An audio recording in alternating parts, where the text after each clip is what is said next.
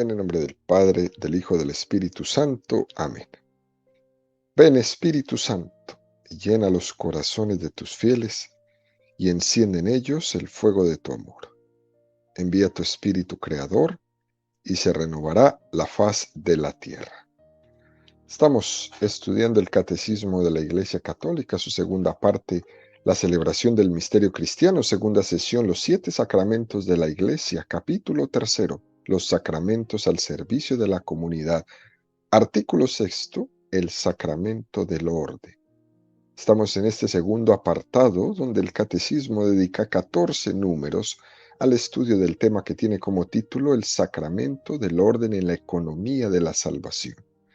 El día de hoy vamos a profundizar en los números 1551 al 1553 con el tema En nombre de toda la Iglesia. Con estos números damos por concluido este segundo apartado, donde dice que el sacerdote actúa en nombre de Cristo cabeza, y también ahora nos dice que el sacerdote actúa en nombre de toda la Iglesia. Y vamos a ver en esta catequesis cómo se conjugan estas dos cosas. Número 1551 del Catecismo de la Iglesia Católica dice: este sacerdocio es ministerial. Esta función que el Señor confió a los pastores de su pueblo es un verdadero servicio. Está enteramente referido a Cristo y a los hombres. Depende totalmente de Cristo y de su sacerdocio único, y fue instituido en favor de los hombres y de la comunidad de la Iglesia. El sacramento del orden comunica un poder sagrado que no es otro que el de Cristo. El ejercicio de esta autoridad debe, por tanto, medirse según el modelo de Cristo, que por amor se hizo el último y el servidor de todos. El Señor dijo claramente que la atención prestada a su rebaño era prueba de amor a Él. Ese es un número muy, muy hermoso que nos presenta el Catecismo esta mañana. Es un número que remarca que la razón de ser del ministerio sacerdotal es la potestad recibida de Jesucristo.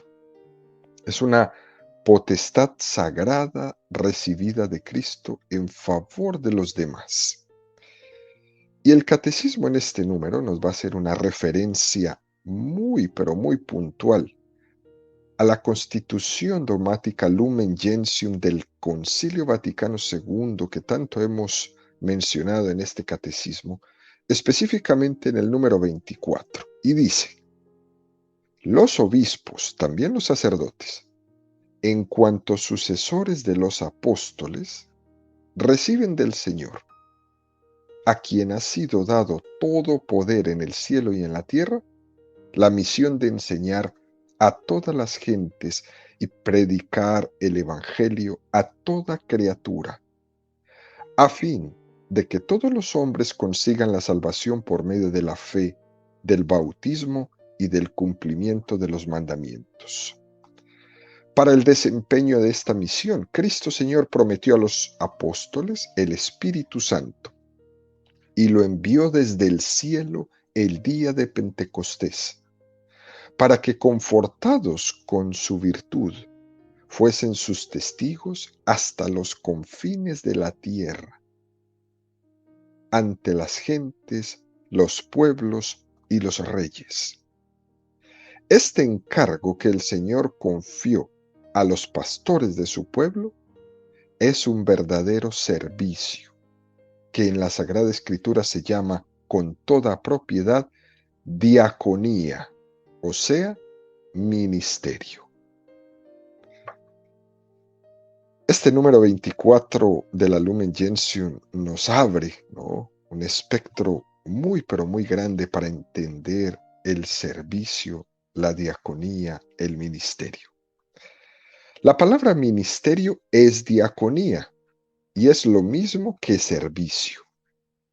Es decir, el estilo de Jesucristo, que tenía ese poder y esa autoridad, nos lo va a enseñar Él mismo cómo interpretarlo.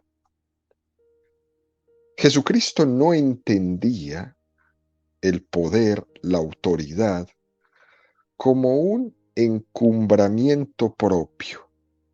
De hecho, lo dejó bien claro cuando se puso de rodillas y lavó los pies a los apóstoles. Tanto es que Pedro quedó tremendamente confundido. Pedro no podía entender esa enseñanza de ese estilo que Jesús les estaba planteando. Jesús enseñaba con el ejemplo lo que él entendía por autoridad, lo que él entendía por poder sagrado, lo que él entendía por ministerio. Él traducía esa palabra ministerio que había sido dada a los apóstoles como un servicio. Y eso fue una lección concreta que Jesucristo les dio cuando lavó los pies. Significaba ponerse al servicio del otro. Incluso, fíjense, queridos amigos, nos propone el catecismo un texto del Evangelio que nos va a iluminar mucho. Marcos 10, 41, 45. Están hablando, es un contexto donde la madre de los Zebedeos le pidió a Jesús que sus dos hijos se sentaran a la derecha y a la izquierda en el reino de los cielos. Dice el texto: al oír esto, los otros 10 empezaron a indignarse contra Santiago y Juan. Ya aquí, este texto del Evangelio nos pone como una especie de luz roja, donde nos dice que desde el mismo inicio de los apóstoles ya encontramos esa tendencia tentadora a buscar los primeros lugares, a buscar sentarse a la derecha y a la izquierda de Jesucristo, nada menos y nada más que en el reino de los cielos. Y eso, ese querer sacar partida por delante, generó en los otros 10 indignación. Es decir, ya había un pique entre los apóstoles a causa de esa actitud de querer estar adelante. Y entonces Jesús ve esta situación y llamándoles les dice: ¿sabéis que los que son tenidos como jefes de las naciones las dominan como señores absolutos y sus grandes los oprimen con su poder? Pero no ha de ser así entre vosotros, sino que el que quiera llegar a ser grande entre vosotros será vuestro servidor. Y el que quiera ser el primero entre vosotros será esclavo de todos. Que tampoco el Hijo del Hombre ha venido a ser servido, sino a servir y a dar su vida como rescate por muchos. A esta parte del Evangelio es lo que uno llama por ahí, esto es dejar las cosas claras. Aquí Jesús les deja saber lo que Él entiende por potestad sagrada, lo que Él entiende por autoridad, lo que Él entiende por ministerio. Y Él lo que entiende es que eso es un don de Dios, no para el propio encumbramiento, sino para estar al servicio de los demás, como un signo sacramental suyo entre los hombres. A eso es lo que Jesús está llamando a estos hombres. Al que mucho se le dio, mucho se le pedirá, porque el que mucho se le dio es para que sirva mucho. Por eso aquí Jesucristo está pidiendo una plena entrega en generosidad y servicio, muy especialmente para aquellos que han sido llamados de entre los fieles bautizados al ministerio sacerdotal. El ministerio sacerdotal es una diaconía, es un servicio. El sacerdote está sirviendo a Cristo porque él quiere llegar a sus hermanos. El sacerdote le sirve a él, le sirve a Cristo ante los hermanos, y esto no lo pueden olvidar los señores sacerdotes. Otro texto que nos ofrece el catecismo es de la primera carta de Pedro, capítulo 5, 2, 3.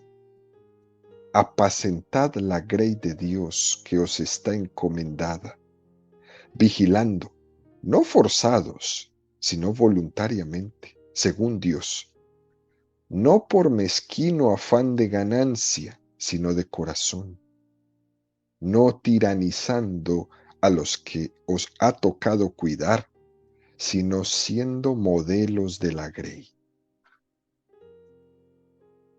Esta primera carta de Pedro nos regala los consejos que debe de tomar muy seriamente aquella persona que ha sido llamada al ministerio sacerdotal, al servicio como sacerdote, a la diaconía. Ese servicio, dice Pedro, deben de hacerlo con gozo interior, no forzados, no de mala gana, sino sirviendo voluntariamente, donde lo primero que debe de brotar del corazón generoso que ama a Jesús tiene que ser la alegría. Esto tiene que ser un llamado para los señores obispos, los señores sacerdotes, que se les ha olvidado a algunos en algún momento de su vida, por todos los afanes, la alegría, para transmitir a Jesucristo. Esto tiene que llevar a una reflexión de cómo lleva su ministerio sacerdotal. Si lo está transmitiendo con gozo o lo está haciendo forzado. Si lo está haciendo con generosidad o si realmente es un mezquino. Y las comunidades se dan cuenta de esto. Si el sacerdote está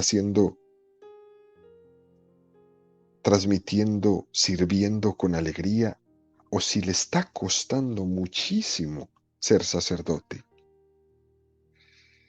¿Cuántas ocasiones se dan para que los señores sacerdotes puedan dar testimonio de gozo de su vocación? Muchas oportunidades de estar disponibles para manifestar que ese amor de Jesús siempre está ahí para aquel que lo necesite. Cualquier llamada que se les hace, es el Señor el que te está llamando a servir a tus hermanos.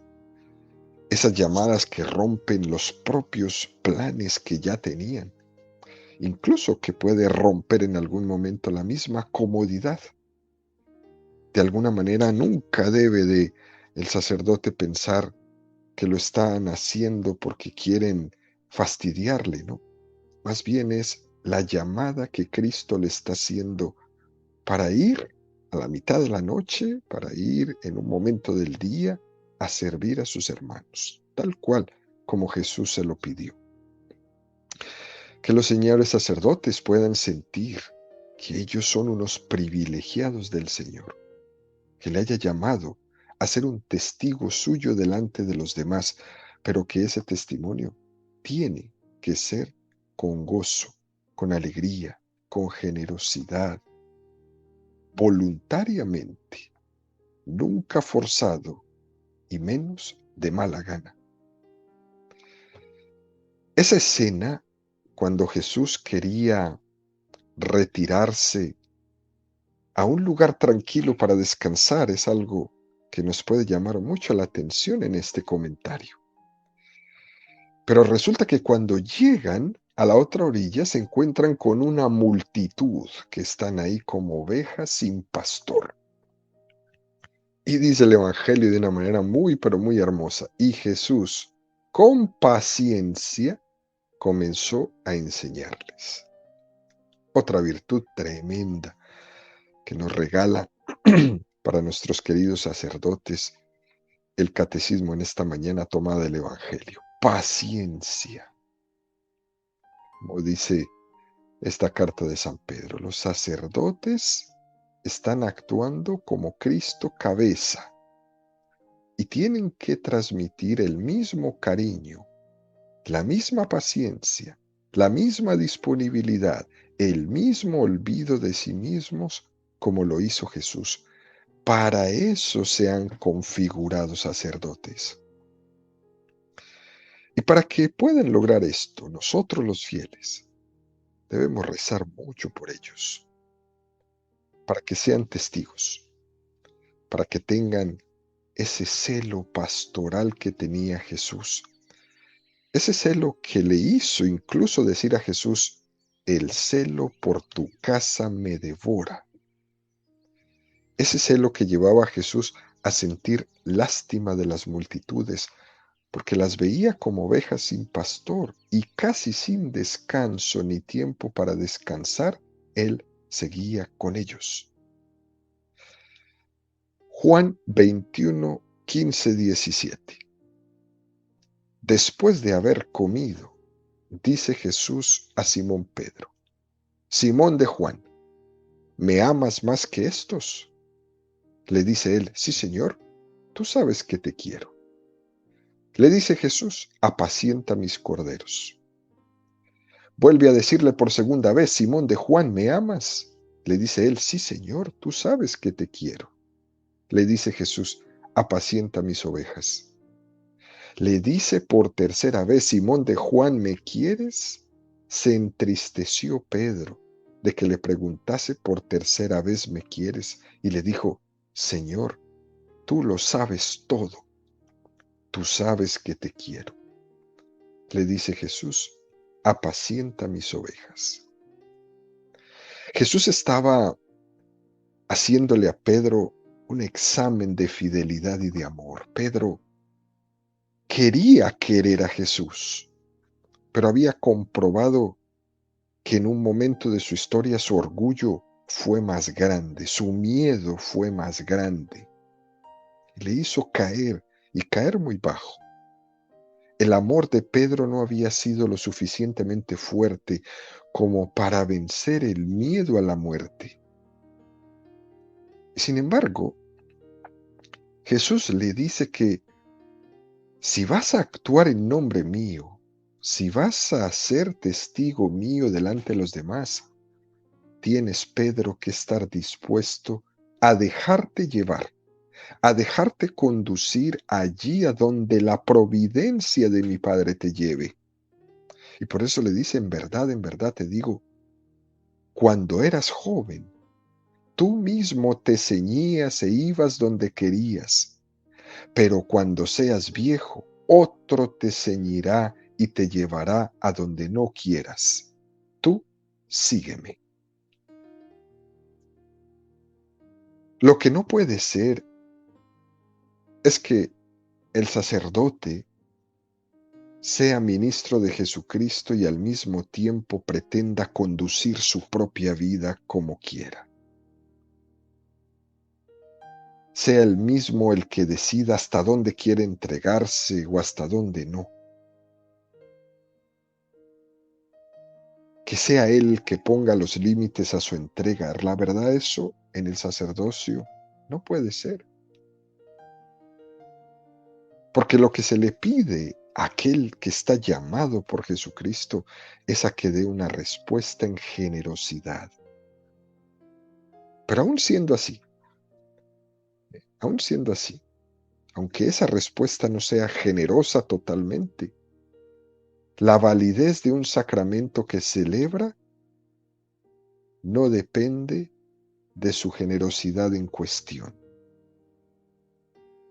El sacramento seguirá siendo igualmente válido, aunque su generosidad como sacerdote sea poca. Pero es verdad que faltará coherencia con ese tesoro que Cristo ha puesto en manos de ese sacerdote que por alguna circunstancia no quiere ser generoso con su Señor.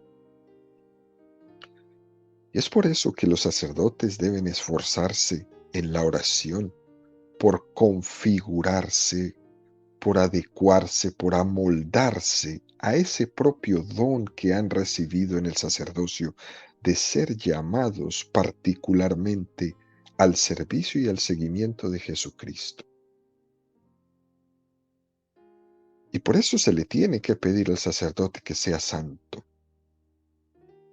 Es una contradicción que los sacerdotes no sean santos.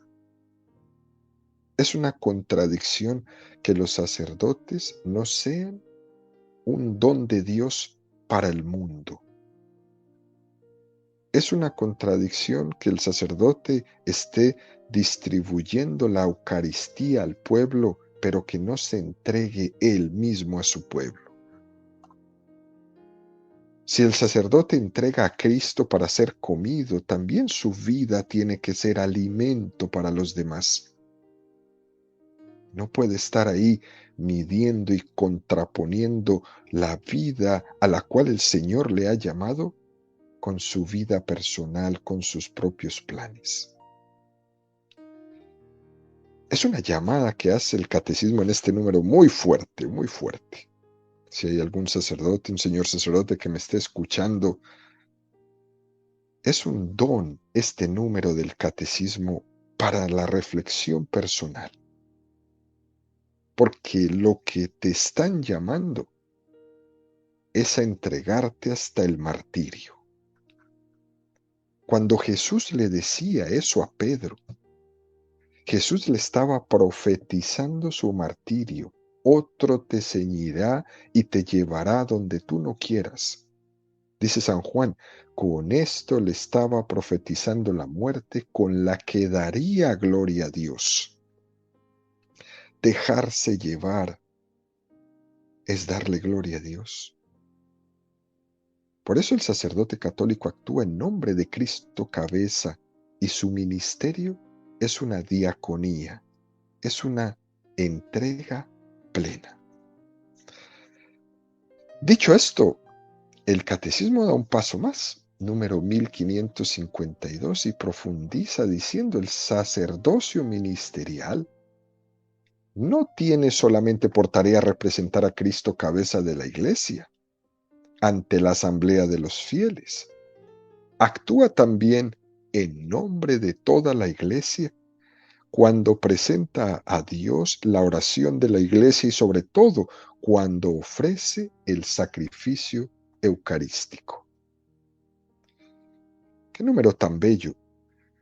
Si decíamos que el sacerdote prolonga la mediación, es decir, Jesucristo es el único mediador entre Dios y los hombres, el puente que une las dos orillas, la humanidad y la divinidad, es el puente por el que Dios viene a nosotros y nosotros podemos ir a Dios. También el sacerdote actúa en nombre de Jesucristo para hacer esto y en nombre de todos los cristianos que aspiran y desean llegar a Dios. El hombre suspira por la plena felicidad. El hombre va enloquecido todos los días buscando ser feliz.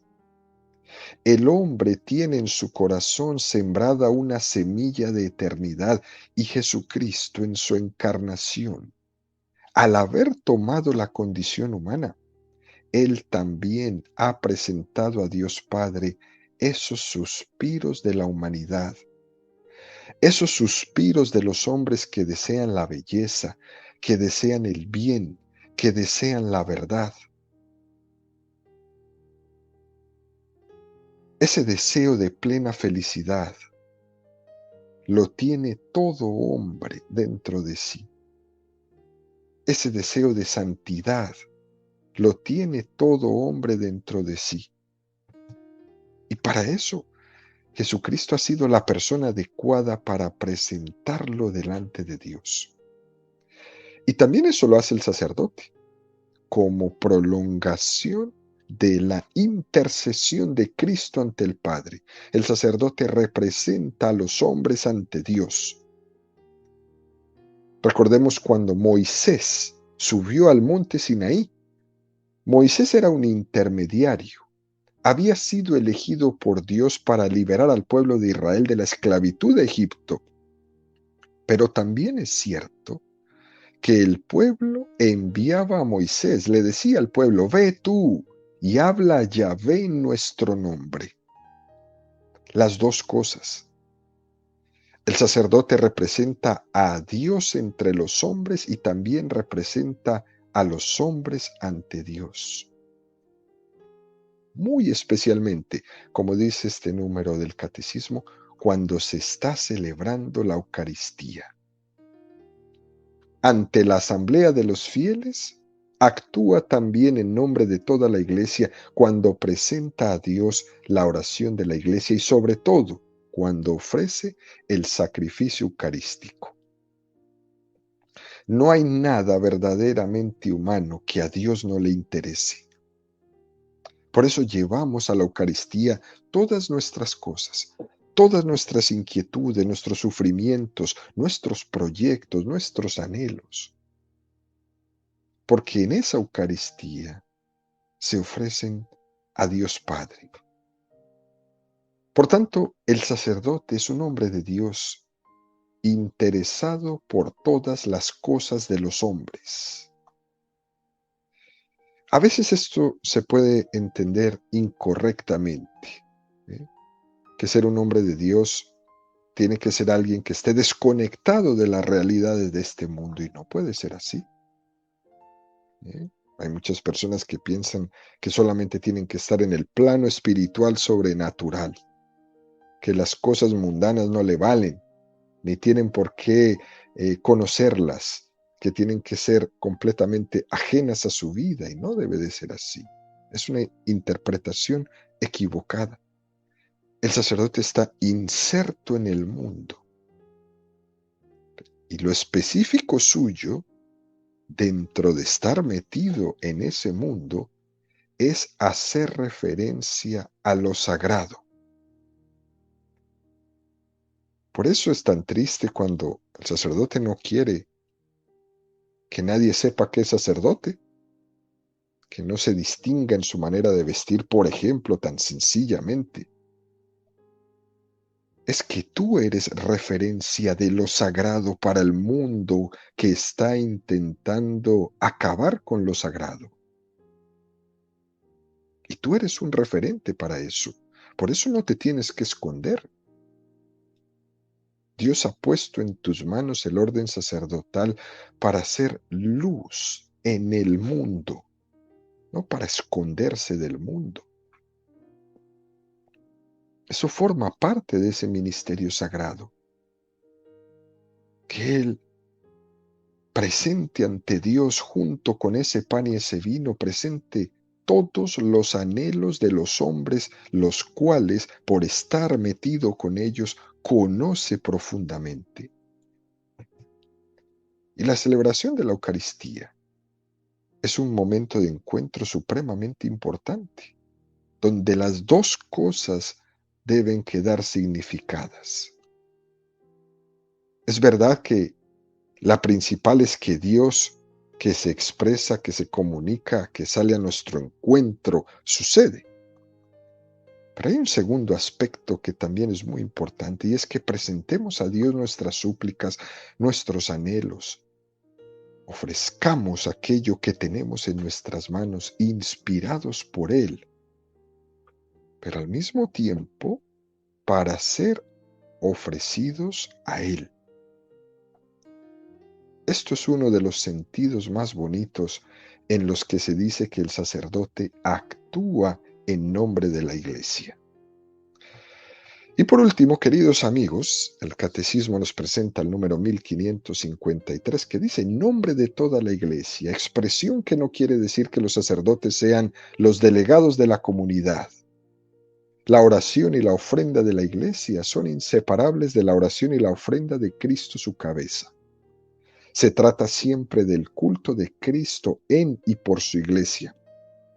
Es toda la iglesia, cuerpo de Cristo, la que ora y se ofrece por Cristo, con Él y en la unidad del Espíritu Santo, a Dios Padre. Todo el cuerpo, ora y se ofrece.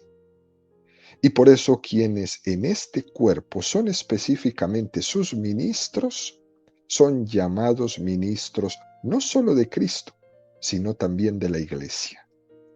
El sacerdocio ministerial puede representar a la Iglesia porque representa a Cristo. Es un número muy, muy hermoso. Decíamos anteriormente que el sacerdote no es un delegado de la comunidad como se presentan los pastores protestantes. El sacerdote católico recibe el don del sacerdocio por la transmisión de la sucesión apostólica. Y es un don jerárquico en el sentido de que esa potestad viene de Dios y no de los hombres. El sacerdote católico no es un delegado de la comunidad, no ha sido elegido por la comunidad para que lo represente. Dios lo ha elegido para que represente a toda la iglesia, no la comunidad. ¿Eh? Eso es una gran diferencia de nuestros sacerdotes a los pastores. Si decimos que el sacerdote actúa, por una parte, en nombre de Dios, en nombre de Cristo cabeza, al mismo tiempo actúa en nombre de la iglesia. ¿Y cómo se puede conjugar estas dos cosas? ¿Cómo se conjuga el que el sacerdote actúa en nombre de la iglesia y sin embargo no es un delegado de la iglesia? Para explicar esto, podríamos tomar esto. El pueblo cristiano, cuando se dirige a Dios, no se dirige por iniciativa propia. Es Cristo mismo el que a todos los cristianos, por su encarnación, nos dio el camino para que nos dirigiéramos a Dios. Es Jesucristo el que nos enseña a rezar. Es Él el que nos enseña a expresarnos al Padre. Nosotros no hemos inventado el camino. Nosotros no hubiéramos sido capaces de hablarle a Dios realmente. Y gracias a que Jesucristo vino a nosotros para enseñarnos a entrar en contacto con el Padre, es que nosotros en la iglesia lo hacemos. Esto es algo muy hermoso, porque parte de Dios. El sacerdote representa a toda la iglesia en cuanto está enseñando a los cristianos a dejarse conducir de esta iniciativa de Dios. Que su oración sea conducida por Cristo al Padre, que es Cristo el que nos enseña. Que en ese por Cristo, con Él y en Él que decimos en la Sagrada Eucaristía, todas nuestras súplicas llegan al Padre. Si no fuera por Jesucristo, no tendríamos el conducto por donde nuestra oración llegara al Padre. Y ya sabiendo esto, entonces conviene que nosotros podamos releer este número y decir, la oración que nosotros hacemos es la oración que está teniendo Cristo ante el Padre. Cuando nosotros rezamos los salmos, es la iglesia la que reza entera, pero es un eco de la oración que está teniendo Cristo ante el Padre. Si yo puedo rezar, es por ese eco de esa oración que está teniendo lugar en el seno de la Santísima Trinidad, y por eso cuando oramos, quedamos siempre como atrapados en el amor trinitario de Dios. En definitiva, queridos amigos, que entre Dios y el hombre hay una distancia infinita, pero que ha sido salvada por Jesucristo. Y entonces el ministerio sacerdotal es como traer a Cristo a la oración personal de cada uno de nosotros, para que cuando recemos tengamos a Cristo como camino para llegar al Padre. Y esos sacerdotes, con su sacerdocio, que son ese agrandar el sacerdocio de Cristo, prolongar el sacerdocio de Cristo, me ayudan a hacerlo. Yo me comunico con Dios por mediación de un sacerdote, que es muy diferente a lo que nos proponen hoy día, que yo me comunico con Dios por la libre, que no necesito de ninguna mediación. En el fondo, esas expresiones son pretensiones de soberbia, inconscientes de la gracia tan grande que tenemos, de lo gratuito que es que el hombre pueda entrar en comunión con Dios a través de los sacramentos que el Señor ha dejado a su iglesia. Por eso cuando el sacerdote en la Eucaristía dice, por Cristo, con Él y en Él, está presentando todas las oraciones del pueblo de Dios, las está presentando al Padre y está representando a todos los allí presentes en su patena. Por eso no hay que dejar por ahí, cuando se acercan las personas y le dicen al sacerdote que por favor cuando esté celebrando la Eucaristía rece por él, rece por su intención, rece por un proyecto, rece por el alma de. Es una sensibilidad muy grande que el pueblo de Dios tiene y que intuye que ese sacerdote ejerce una función de mediación entre Dios y los hombres y entre los hombres y Dios, de actuar en nombre de la Iglesia delante del Padre. Y termina este número diciendo: el sacerdocio ministerial puede representar a la Iglesia porque representa a Cristo. El sacerdote no podría actuar en nombre de sus hermanos si primero no hubiera actuado en nombre de Jesucristo, si primero no hubiera sido trazado ese puente entre Dios y nosotros, que lo hizo Jesucristo en su encarnación. Por eso agradecemos a Dios este don del sacerdocio y sobre todo agradecemos esta iniciativa que tuvo Dios de venir a nuestro encuentro.